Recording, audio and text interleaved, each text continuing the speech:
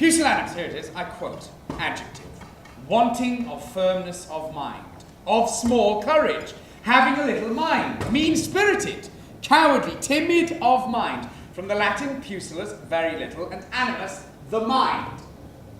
That's her, isn't it? That's my wife. Behold, the Lady Pusillanimous. Hi, Pusey! Where is your next picture? What does she want? What would make her ring up? Can't be for anything pleasant. Oh. We shall soon find out. A few minutes ago, things didn't seem so bad either. Honestly, I've just about had enough of this expensive spirit lark as far as women are concerned. It's enough to make you become a scoutmaster or something, isn't it? Wouldn't you say that's her private property? You're absolutely right. But you know something? Living with another human being night and day has made me predatory and suspicious. When she goes out, I go through everything. Trunks, drawers, cases, bookcase, everything. Why? To see if there's something of me somewhere. A reference. I want to know if I'm being betrayed. Well, you look for trouble, don't you? Only because I'm pretty sure of finding it. Oh no, don't move away. It doesn't look dignified enough for you. If you come any closer, I will slap your face. Well, I hope you make the mistake of thinking for one moment I'm a gentleman. I'm not very likely to do that. No, I've no public school scruples about hitting girls. If you slap my face, by God, I'll lay you out. You probably would. You're the type. You bet I'm the type. I'm the type that detests physical violence. Which is why if I find some woman trying to cash in on what she thinks is my defenseless chivalry by lashing out with her frail little fists, I lash back at her. Is that meant to be subtle or just plain Irish?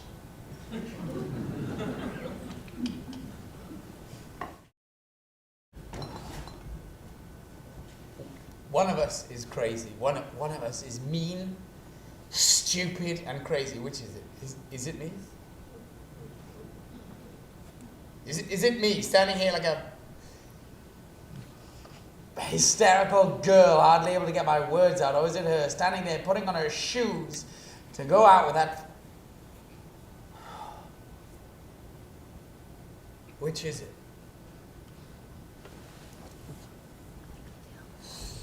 I wish to heaven you would try loving her. That's all. Perhaps one day you may want to come back. I shall wait for that day. I want to stand up in your tears, and I want to splash about in them, and I want to sing. I want to be there when you grovel. I want to be there on the front seat. I want to watch it. I want to see your face rubbed in the mud. That is all I can hope for now. There is nothing else I want any longer. It's funny, you've been loyal, generous, good friend, and I am quite prepared to watch you wander off, find a new home, and make out on your own, and all because something I want from that girl downstairs. And something in my heart I know she's incapable of giving. You're worth half a dozen Helenas to me or anyone else. And if you're in my place, you'd do the same thing, right? Right. Right. Why do we let ourselves be bled to death by these women? Have you ever had a letter and on it, Frank, please give your blood generously? Well, the Postmaster General does that on behalf of all the women in the world. I don't suppose people of our generation can die for any good, brave causes anymore. It was all done for us in the 30s and 40s when we were still kids. I don't think there are any good, brave causes left. When the Big Bang does come, we all get killed off. It won't be in aid of good, old-fashioned grand design. No, it'll just be for the brave who knew nothing very much, thank you. It's about as pointless and glorious as stepping out in front of a bus. No, nothing left for it, my boy, but let yourself be butchered by the women.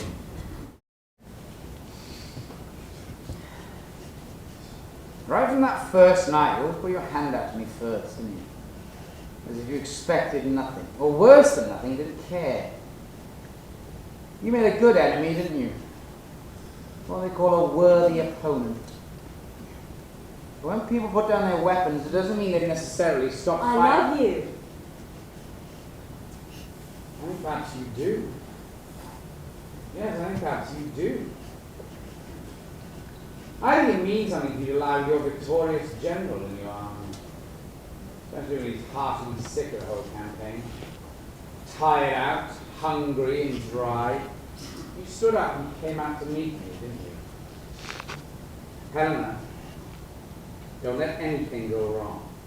Darling, You're either with me or you're against me. I have always wanted you. Always.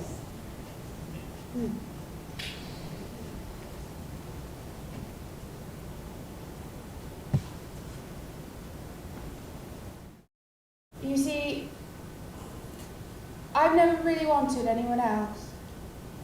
Look, dear, you've got to tell him. Either he learns to behave like anyone else and looks after you, Or you must get out of this madhouse. This menagerie. He doesn't seem to know what love or anything else means. you see that bear and that squirrel? Well, that's him and that's me. Meaning? The game we play. Bears and squirrels. Squirrels and bears.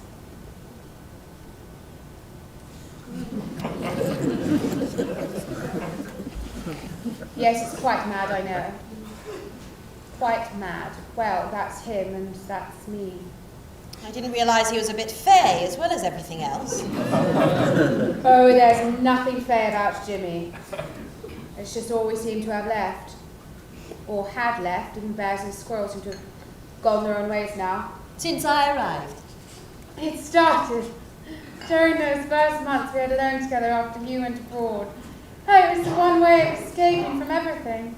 We could become little furry creatures with little furry brains. Playful, careless creatures in their own cozy zoo for two. A silly symphony for people who couldn't bear the pain of being human beings any longer.